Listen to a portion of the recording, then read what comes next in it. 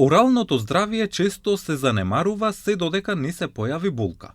Иако свесноста кај граѓаните расте, стоматолозите велат навиките се уште не се на завидно ниво. Денес свесноста за оралното здравје е подобрена, но се уште не е на посакуваното ниво. Дел од пациентите водат редовна грижа за зъбите, но голем број доаѓаат дури кога ќе се појави болка.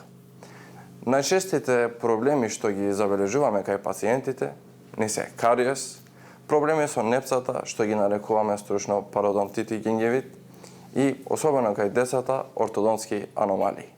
Основата на здравата насмевка е правилната хигиена, но дали таа се применува како што треба?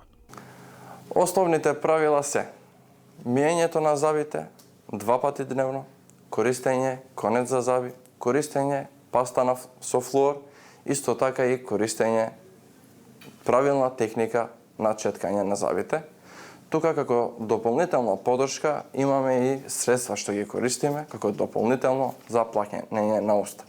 Покрај четката и пастата, важна улога имаат и дополнителните средства за орална хигиена. Конецот за зъби е исклучително важен, бидејќи конецот за зъби може да ги чисти просторите помеѓу зъбите, што не може да влезе четката.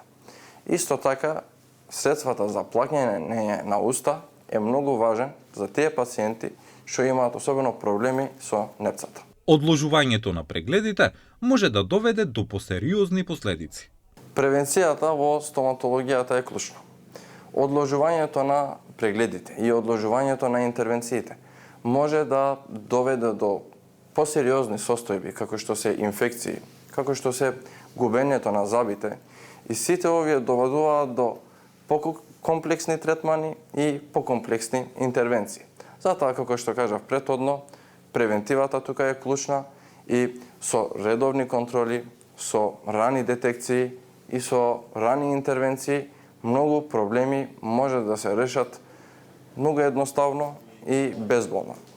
Можам да кажам дека во модерната стоматологија сите интервенции можат да се решат целосно безболно. Ортодонските третмани се почести, особено кај младите. Докторе, кажете ми, кога е најдоброто време да се започне со носење на протези и дали тоа е само естетска или пак и здравствена потреба? Носењето на протези, народно кажано, ние стручно ги кажуваме ортодонски апарати. Најдобро време за ортодонски апарати, за носење на ортодонски апарати е во детството и во раната адолесценција, кога вилиците се уште се развиваат. Но овие ортодонски апарати може да се носат и кај возрастните.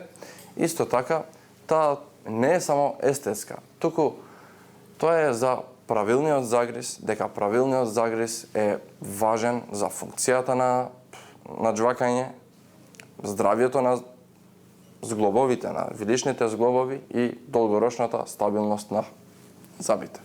Редовната хигиена, навремените контроли и превенцијата се клучот за здрави зъби.